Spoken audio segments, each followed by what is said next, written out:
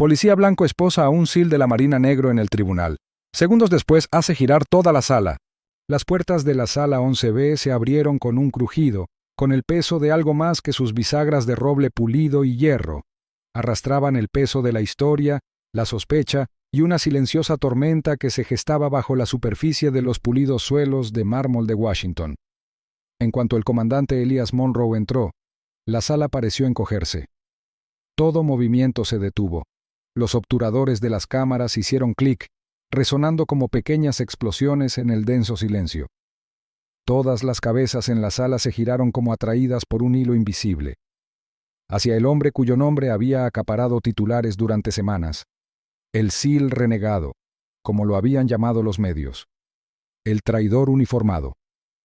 Pero no había traición en los pasos de Elias, ni culpa en su expresión. Solo había el porte de un soldado.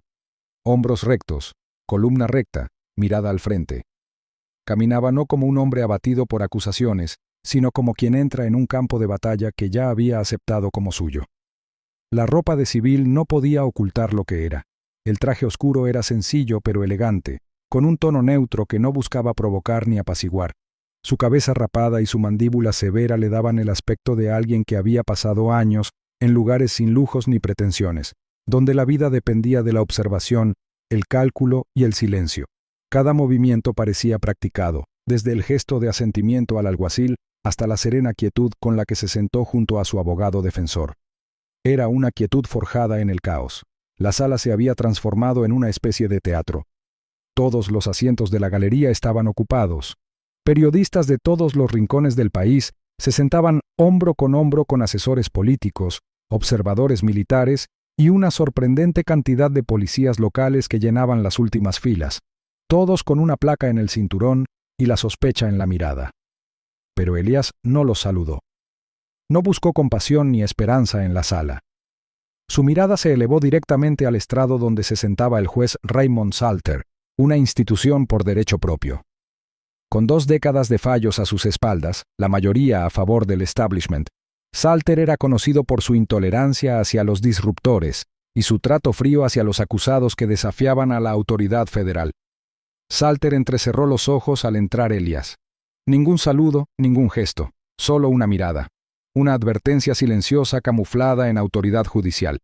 Frente a Elias, sentado tras madera reluciente y gruesas carpetas de casos, estaba la fiscalía. El fiscal de distrito Louis Renner, un hombre de piel pulida y una calma depredadora. Renner había forjado su carrera procesando el tipo de casos que mantenían intocables a los poderosos. Su boca se curvó ligeramente, pero no era una sonrisa. Más bien un reconocimiento, o una broma privada compartida entre lobos. Justo detrás de él estaba el hombre cuyo testimonio había desatado esta tormenta. El capitán de policía Jason Kerrick. Su uniforme estaba impoluto, su rostro pálido e ilegible. Pero Elias conocía ese rostro demasiado bien. Conocía al tipo de hombre que ostentaba la rectitud como una insignia y ocultaba la podredumbre bajo medallas. Kerrick fue quien acusó a Elias de agredir a un oficial federal a las afueras de una base naval clasificada en Virginia. Una acusación a la que Elias nunca respondió públicamente, no porque no pudiera defenderse, sino porque la verdadera historia no había sido sobre puños ni agentes federales. Se trataba de lo que Darnell Briggs descubrió, y quién quería que se ocultara.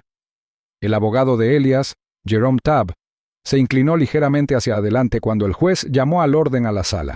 Jerome era bajo, corpulento y vestía un traje modesto que poco dejaba entrever su reputación. Pero en los círculos de los derechos civiles, Jerome Tabb era un huracán con corbata. Había pasado 2 décadas desenredando la corrupción, haciendo justicia a hombres que nunca tuvieron la oportunidad de luchar. Su especialidad no era el espectáculo judicial, sino el juego a largo plazo, investigar patrones, descubrir vínculos, desmantelar sistemas ladrillo a ladrillo. Y ahora mismo, no parecía un hombre defendiendo a un cliente, sino uno que acechaba una verdad. El mazo del juez retumbó como un trueno. El murmullo en la galería se acalló. El juicio del comandante Elias Monroe había comenzado. Pero Elias no pensaba en las declaraciones iniciales. No estaba concentrado en la selección del jurado ni en la forma en que Renner se recostaba con la confianza que le daban las garantías en la trastienda. Ni siquiera estaba allí. Había sido hacía 2 semanas, a medianoche, y su teléfono brillaba tenuemente con un mensaje cifrado que lo había cambiado todo. Van a por mí. Si lo hacen, no dejes que desaparezca. Eso fue lo último que Darnell Briggs le dijo. 3 días después, Darnell estaba muerto. Oficialmente fue suicidio, un final silencioso y trágico para un joven marinero sin problemas de salud mental conocidos y con una brillante hoja de servicio. Pero Elias había entrenado a Darnell. Lo había visto crecer desde un recluta novato hasta convertirse en un hombre agudo y disciplinado capaz de navegar por campos minados, tanto literales como políticos. Darnell no cometía errores. Y no se rendía. Elias nunca llegó a abrir el archivo adjunto a ese mensaje. No del todo.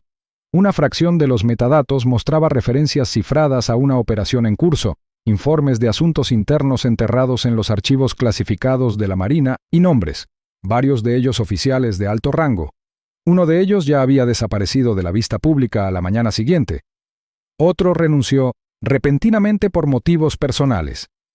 El archivo era explosivo, y alguien quería borrarlo.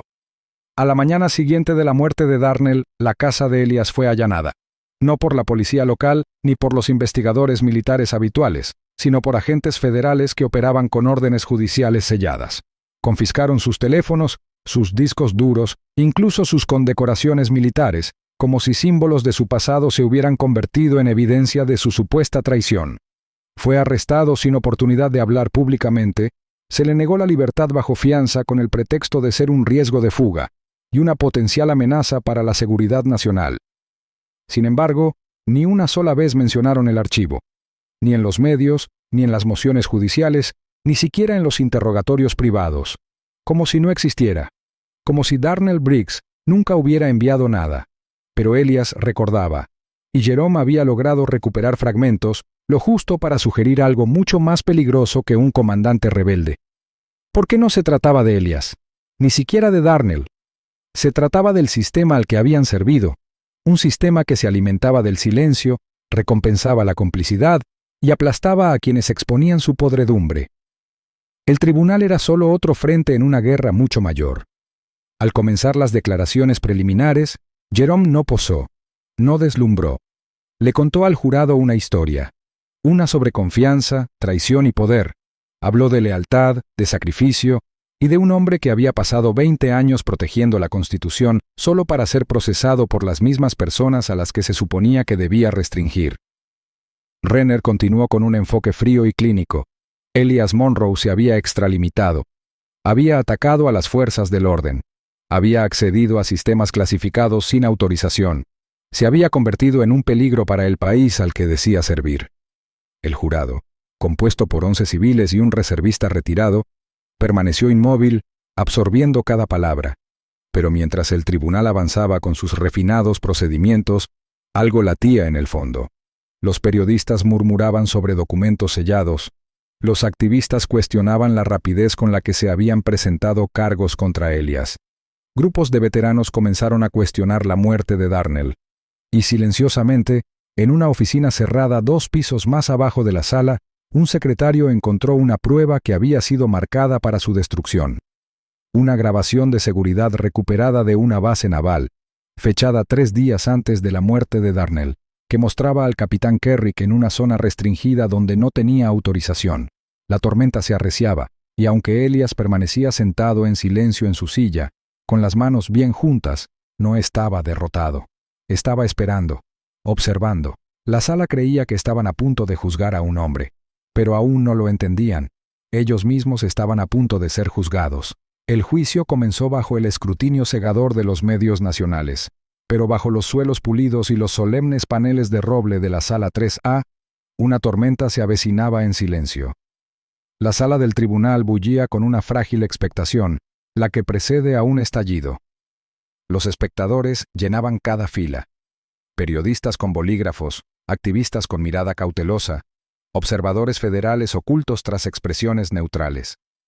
No se permitía el acceso de cámaras, pero la tensión trascendía la ausencia de lentes. Todos sabían que ya no se trataba solo de Elias Mercer. Se trataba de algo más grande, algo que se pudría tras uniformes y banderas. Jerome Tabb, elegantemente vestido con un traje gris pizarra y una corbata azul marino, trabajó con discreta intensidad. Empezó sin espectáculo, sino con precisión, desmantelando la narrativa de la fiscalía como si desmantelaran una vieja máquina tornillo a tornillo. No cuestionó los hechos directamente, al menos no todavía. En cambio, empujó al jurado hacia la incertidumbre, sembrando sutiles preguntas en sus mentes como semillas que hacen tic-tac. ¿Por qué se censuraron ciertos informes militares? ¿Por qué Elias había estado detenido sin cargos formales durante casi 36 horas antes de que siquiera se redactara el informe de arresto?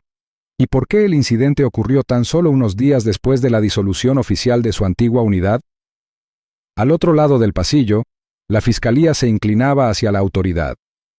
Sus testigos eran refinados, ensayados, estrictos con el protocolo. Oficiales blancos se sentaron erguidos en el estrado, ofreciendo versiones desinfectadas. Un oficial de logística del gobierno detalló las discrepancias en el inventario con practicada neutralidad. Entonces, llegó el capitán Derrick Kerrick, el hombre que una vez saludó junto a Elías en suelo extranjero, ahora lo llamaba inestable, incapaz, peligroso. La traición fue pronunciada con punzante indiferencia, pero Jerome captó la opresión en la garganta de Kerrick, la forma en que evitaba la mirada de Elías. Elias Mercer, sentado a la mesa de la defensa con un traje oscuro que apenas ocultaba la fuerza de su figura, permaneció inmóvil. Su expresión no vaciló. Sus manos no se movieron. No se giró hacia el jurado ni se inmutó ante las acusaciones. Permaneció inmóvil. Su silencio más condenatorio, o quizás más poderoso, que cualquier refutación. 2 semanas antes, bajo la pálida fluorescencia de un búnker asegurado a las afueras de Quantico, Darnell Briggs había rastreado una única anomalía en los datos que lo desenmascaró todo. Lo que comenzó como una comprobación de inconsistencias en la cadena de suministro, lo condujo a un laberinto de informes militares falsificados, transacciones fuera de libros contables y envíos de armas fantasma. Cuanto más investigaba, más oscuras se volvían las implicaciones.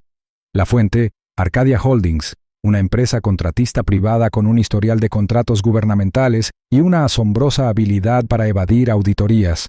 Darnell había encontrado manifiestos enviados a través de puertos no oficiales, entregas de drones desviadas en pleno vuelo y comunicaciones cifradas entre ejecutivos de Arcadia, y un nombre que le daba escalofríos: el senador Grayson Voss. Voss, una figura de la que se hablaba en los pasillos del Capitolio, no era solo un legislador. Era un operador con profundas raíces en el gasto de defensa y con los bolsillos más llenos de guerra. Las manos de Darnell temblaban mientras recopilaba los documentos. No se trataba solo de cifras y logística. Era una lista de soldados dados de baja o reasignados discretamente tras denunciar actividades sospechosas. Y encabezando esa lista estaba Elias Mercer. Las piezas encajaron: el arresto simulado, los registros sellados, el repentino silencio de los exmiembros de la unidad. Elías le había advertido que lo dejara en paz. Le había dicho que cuanto más investigaba, menos luz había. Pero Darnell no podía detenerse. No cuando se trataba de algo tan grave, así que comprimió los archivos en una memoria USB cifrada, envió una copia a un periodista de confianza y otra a Jerome Tabb. Horas después, encontraron su cuerpo en su apartamento.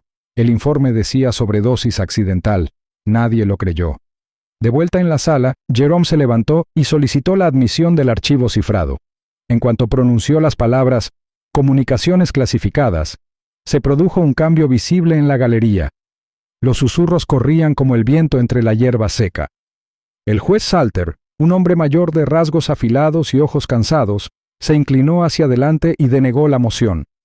Argumentando la seguridad nacional, dictaminó que la existencia del archivo no era admisible en el tribunal. Se escuchó un murmullo bajo. Un miembro del jurado parpadeó lentamente, visiblemente inquieto. Otro se inclinó hacia adelante, con los labios ligeramente separados. La fiscalía pareció aliviada. Jerome apretó la mandíbula, pero no discutió. Sabía que el verdadero detonador aún no se había disparado.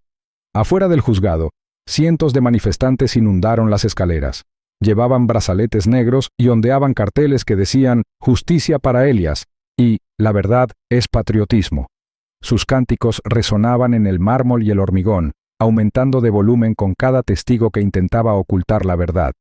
Dentro, el tribunal mantenía un orden rígido, pero todos sentían que se desmoronaba. Todavía no, pero pronto. El punto de inflexión llegó cuando el capitán Kerrick regresó al estrado. Describió el día en que Elias fue detenido, alegando que se había resistido y se había abalanzado sobre él durante el traslado. Las palabras flotaban en el aire como humo húmedo, y justo cuando Kerrick repetía la acusación, Elias se puso de pie, sin previo aviso, sin arrebato. Solo un movimiento lento y deliberado, enderezó la espalda, sus botas rasparon el suelo. La sala se paralizó. Todas las cabezas se volvieron hacia él. Kerrick miró fijamente a Elias y dudó a media frase. La pausa dijo más de lo que su testimonio jamás podría decir. El juez Salter pidió orden bruscamente, le ordenó a Elias que se sentara y le advirtió que sería acusado de desacato. Pero la atmósfera había cambiado. Algo tácito recorrió la sala. Ya no se trataba de hechos ni de expedientes, sino del innegable peso de la presencia. Entonces, con un gesto de suficiencia, Kerrick bajó del estrado y se acercó a la mesa de la defensa. Un par de esposas brillaban en su palma, absurdamente fuera de lugar en una sala de audiencias en plena sesión. Las colocó en las muñecas de Elías a la vista del jurado. El acto era ceremonial, un juego de poder apenas disimulado como protocolo. Las cámaras del pasillo disparaban furiosamente. Se oyeron exclamaciones de asombro en la galería. Elías, aún sentado, ladeó ligeramente la cabeza. Se inclinó hacia adelante, con una voz tan baja que forzó el silencio en la sala. «Si vas a mentir, Kerrick, al menos hazlo con agallas». Entonces golpeó sus manos esposadas contra la madera pulida, con una fuerza que hizo chirriar los micrófonos. Los papeles se levantaron de la mesa. Kerrick se estremeció. «No te ataqué. Te impedí destruir la evidencia de Darnell». Y así, el aire se quebró. Jerome no lo dudó. Metió la mano en su maletín y sacó un grueso sobremanila. De pie, anunció al tribunal que una declaración jurada había llegado esa misma mañana, sin firmar hasta las 4 de la mañana, sacada a escondidas por un empleado de Arcadia, demasiado aterrorizado para aparecer. Dentro había una transcripción completa de los mensajes internos de Arcadia que detallaban la operación para incriminar a Elias Mercer. Adjunta, una copia del archivo USB original que Darnell había compilado, sin editar, con fecha y hora, y autenticado. La sala del tribunal estalló. Kerrick se abalanzó sobre el sobre, pero Jerome retrocedió. Los alguaciles se abalanzaron sobre él. Los periodistas en el pasillo gritaban preguntas a través de las puertas abiertas. Los manifestantes afuera, de alguna manera percibiendo la ruptura en el interior, comenzaron a corear con más fuerza. El juez, Salter, golpeó su mazo, gritando orden, pero su voz quedó ahogada por la oleada de ruido e incredulidad. Los miembros del jurado intercambiaron miradas de asombro. Uno de ellos, un hombre de mediana edad con una insignia de veterano, cerró los ojos, exhaló y miró a Elias como si lo viera por primera vez. En ese instante, la fachada se derrumbó. Lo que comenzó como un juicio tranquilo se había convertido en algo incontrolable. La verdad había entrado en la sala, no con permiso, sino con fuerza. Y ninguna decisión del juez, ninguna moción procesal pudo contenerla. La sala era un caos. Las exclamaciones de asombro resonaron en la galería, e incluso las manos de la taquígrafa vacilaron sobre sus llaves. La memoria USB, que momentos antes había aparecido como un simple objeto pasado sobre una mesa, había detonado el juicio de maneras que nadie podría haber anticipado. En el instante en que la pantalla se iluminó con documentos clasificados y videos incrustados, la fiscalía se dispersó, manos agitando, objeciones a raudales, rostros contorsionados por la desesperación. El mazo del juez golpeó, seco y errático, pero apenas se registró bajo el creciente rugido de confusión e incredulidad. Entonces llegó la orden: receso de emergencia. Los alguaciles federales entraron con precisión experta, escoltando al jurado, protegiéndolos como diplomáticos en zona de guerra. Pero era demasiado tarde para ignorarlo. El miedo que se había reflejado en el rostro del fiscal federal adjunto Kerrick en cuanto empezó a reproducirse el expediente. La forma en que se quedó boquiabierto, buscando las palabras mientras las imágenes se desplegaban con una claridad fría y digital. Y el pánico en sus ojos cuando la sala se volvió contra él. Nadie pasó por alto el detalle que incendió la sala. La rapidez con la que la fiscalía se apresuró a suprimir el expediente, como si sus propias carreras pendieran de un hilo, porque así era. Una semana antes, tras la cortina de terciopelo de un club privado de Georgetown, Renner se había sentado rígidamente frente al senador Grayson Voss, con un whisky escocés sudando en la palma de la mano y un aroma a cedro y dinero antiguo impregnando el aire. Voss se había inclinado hacia él, con la voz baja e impasible. Si Monroe dice una palabra sobre la operación de Arcadia, nos costará miles de millones, y a ti, tu carrera. Renner no había hablado. No hacía falta. El silencio entre ellos lo decía todo. La máquina era enorme, y se suponía que hombres como Monroe no sobrevivirían. Pero Jerome sabía que intentarían esto. No había confiado en que el sistema protegiera a Elias. En cuanto se dio cuenta de la profundidad de los archivos de Arcadia, contactó con alguien que no respondía ante tribunales ni comités. Lucas Bale, un exoficial de inteligencia que había cambiado su placa por un bolígrafo, convirtiéndose en un tenaz periodista tecnológico con olfato para los secretos. Lucas no lo dudó. Juntos, habían orquestado contingencias. Copias de seguridad del archivo USB se habían codificado y enviado a 3 medios de comunicación independientes con estrictas instrucciones de embargo. Una cuarta copia se encontraba en un servidor cifrado, conectada a un interruptor de seguridad. Así que cuando Kerrick, en un acto teatral desesperado, intentó esposar y expulsar a Elias por desacato, Lucas había estado observando. Y cuando esas esposas de acero se cerraron alrededor de las muñecas de Elias, Lucas activó la publicación. En cuestión de minutos, la grabación se publicó. Todas las pantallas de la galería de medios vibraron con alertas. Los teléfonos vibraron, las notificaciones sonaron, y en las redacciones de todo el país, los editores observaban con incredulidad cómo se revelaban los documentos. La verdad ya no estaba atrapada en un tribunal. Había salido a la luz. El archivo reveló una extensa red de corrupción, tejida con contratos militares, identidades falsificadas y vidas sacrificadas por el secreto. Tráfico ilegal de armas disfrazado de ayuda internacional, certificados de defunción falsificados para borrar la existencia de agentes negros una vez que su utilidad expiraba. Pruebas médicas no reguladas bajo la apariencia de misiones de entrenamiento. Y un nombre, Arcadia, se filtraba en cada página como un parásito. Era más que una empresa, era un gobierno en la sombra, operando tras la bandera, sin rendir cuentas a nadie. Darnell lo había descubierto todo. En sus últimos meses, el padre de Elias había trazado los contornos de esta máquina, catalogando operaciones que abarcaban continentes. Había recopilado nombres, fechas, lugares y misiones encubiertas donde jóvenes negros eran desplegados bajo órdenes secretas y luego abandonados. Lo que encontró lo impactó incluso a él. Campañas políticas financiadas con dinero del mercado negro. Jueces comprados, agentes silenciados, denunciantes borrados. Los propios cargos de Elias se desenredaron en tiempo real. El hombre del que había sido acusado de agredir, presentado ante el tribunal como un agente federal condecorado, no era más que un contratista a sueldo de Arcadia, sin placa, sin jurisdicción, solo una identidad fabricada, respaldada por credenciales falsas y un gran capital. El altercado que condujo al arresto de Elias no había sido un ataque, había sido una defensa. En el juzgado, el juez Salter volvió a convocar una audiencia de emergencia.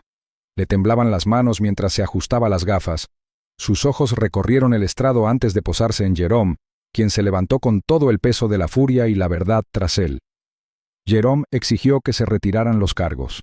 La sala, aún atónita, escuchó mientras detallaba la corrupción que ahora aparecía en todos los principales medios de comunicación del país. Habló con claridad, su voz cortando la tensión como una cuchilla. Pero el juez Salter, antes firme, ahora pálido, se negó. Se inclinó hacia adelante, la madera del estrado crujió bajo su peso. La seguridad nacional impide que este tribunal libere a Monroe. Las palabras cayeron como una piedra. La sala estalló de nuevo, pero esta vez con incredulidad, rabia, traición.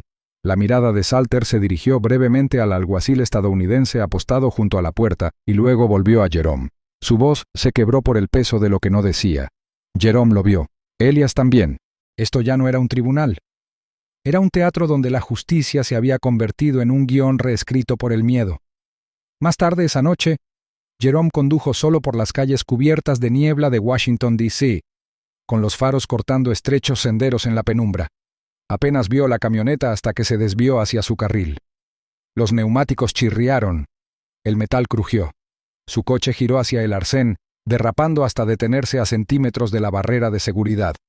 Para cuando salió a toda prisa, con el corazón latiendo con fuerza, la camioneta se había desvanecido en la niebla. Sin matrícula, sin luces, solo un mensaje escrito en el silencio. A la mañana siguiente, el juzgado estaba irreconocible. La policía antidisturbios estaba de pie con todo su equipo, escudos y porras listos.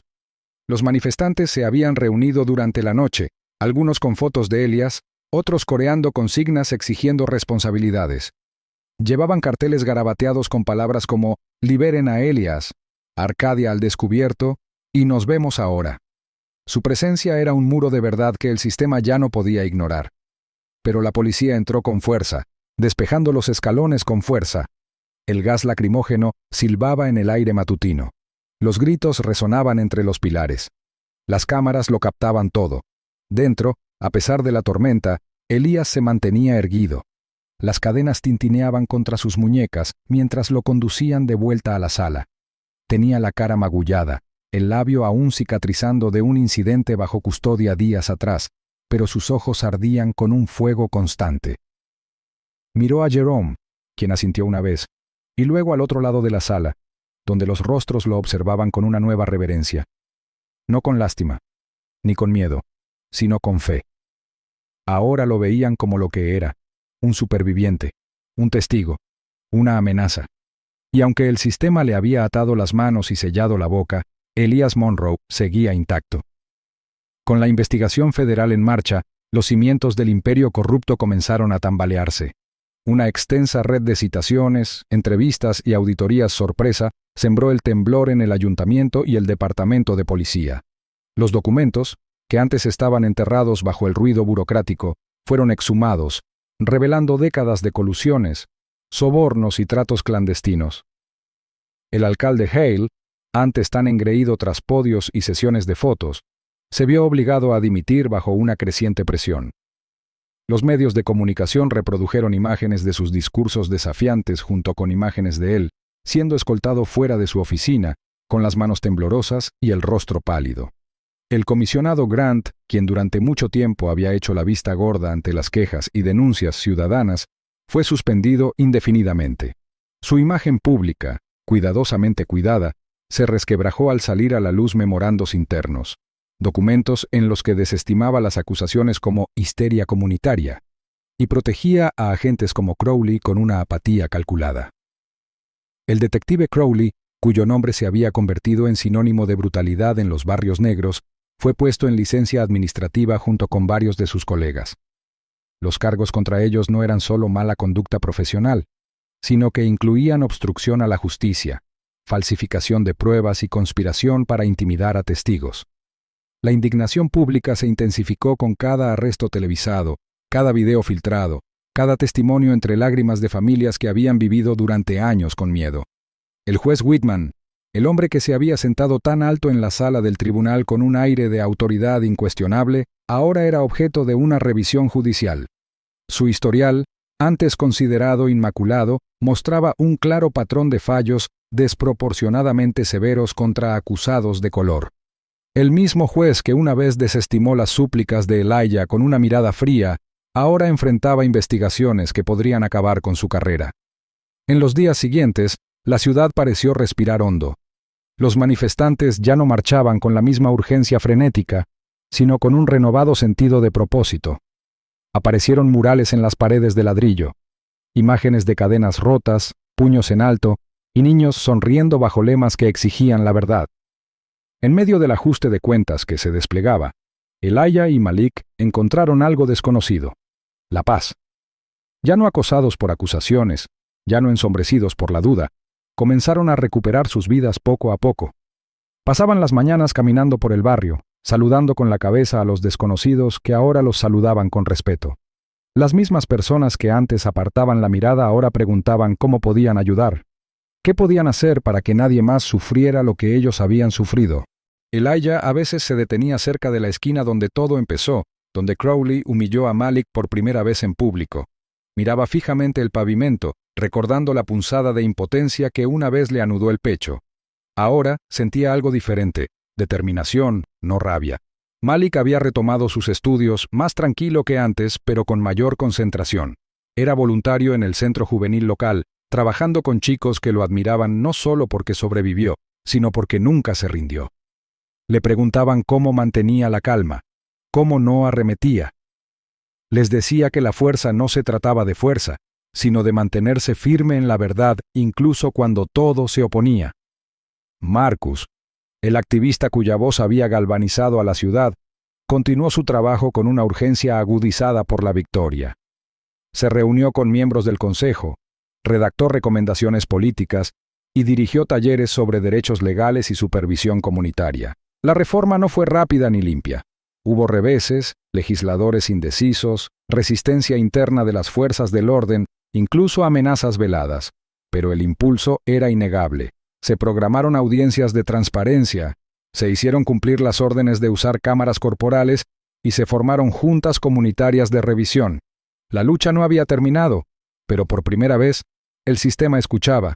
Elijah estaba de nuevo frente al juzgado. Los mismos escalones de piedra, las mismas columnas imponentes, pero todo había cambiado. No estaba esposado. No había un circo mediático siguiendo cada uno de sus movimientos. Vestía una camisa limpia, cuidadosamente metida en sus pantalones, con su placa prendida al cinturón, no como símbolo de sumisión a una institución quebrada, sino como un emblema recuperado de la justicia. Se había negado a renunciar a lo correcto, incluso cuando casi le costó la libertad. Esa placa ahora significaba algo diferente. Ya no era un escudo para los poderosos, era una promesa de proteger a los que no tenían poder. Era un voto silencioso de interponerse entre el daño y los vulnerables. Las puertas del juzgado se abrieron tras él, liberando un leve eco que le recordó las muchas veces que había entrado en ese edificio sin saber si alguna vez saldría igual. Una brisa fresca pasó, agitando el cuello de su camisa y tirando de los límites de un momento que deseaba vivir. No sonrió, pero su mandíbula se relajó. Sus hombros cayeron y su mirada se alzó, no al pasado, sino a lo que podría venir después. Al bajar las escaleras, una oleada de recuerdos lo invadió. No solo el dolor, sino los momentos de silenciosa valentía que lo habían ayudado a superarlo. La noche que eligió proteger a Malik en lugar de retirarse. Las horas pasadas revisando documentos, sabiendo que una página olvidada podía destruirlo todo. El susurro de ánimo de Marcus. El cálido abrazo del abuelo de Malik cuando finalmente fueron libres. Todo se reprodujo como un montaje, nítido y lento, enmarcado por la certeza de que cada sacrificio tenía un significado. El recuerdo no lo invadió como nostalgia, sino como un ajuste de cuentas. Recordó estar sentado solo en la celda tras ser arrestado falsamente. La luz tenue, el tic-tac del reloj de pared, el peso de saber con qué facilidad el sistema podía borrar a alguien como él. Se quedó mirando la pared de cemento agrietada, rastreando sus imperfecciones como si fueran las venas de una verdad mayor. Entonces tomó una decisión, no rendirse, sino hablar. Incluso cuando le temblaba la voz, incluso cuando la sala se volvía hostil, eligió la verdad. Y otros la oyeron. Vidas cambiaron porque él no se acobardó. Un chico que antes permanecía en silencio en la parte trasera de un coche patrulla, ahora hablaba ante los líderes de la ciudad sobre su sueño de convertirse en terapeuta. Un departamento entero, antes rodeado de secretismo, ahora se enfrentaba al escrutinio público. Personas que antes temían hablar ahora contaban sus historias sin vergüenza. Elijah no se consideraba un héroe, simplemente hizo lo que tenía que hacer. Pero al hacerlo, le recordó a la ciudad su conciencia. El recuerdo se desvaneció, y con él, los últimos vestigios de duda. Caminó a paso firme hacia la calle, donde Malik esperaba junto a una camioneta destartalada. No hablaron. No hacía falta. El silencioso asentimiento de Malik lo decía todo. Elijah subió, cerró la puerta y exhaló lentamente mientras el motor cobraba vida con un rugido. El horizonte brillaba ante ellos, una mezcla de sombras y luces. Por primera vez en mucho tiempo, el futuro se sentía abierto. Incierto, sí, pero abierto. El camino no era fácil. Habría resistencia, más batallas, más ajustes de cuentas, pero también habría unidad, resiliencia y el poder inquebrantable de la verdad. La placa que descansaba sobre el pecho de Elijah reflejó el sol mientras se incorporaban al tráfico, brillando brevemente antes de desaparecer en el horizonte. Ya no representaba el sistema que casi lo había destruido. Ahora representaba algo más grande. Un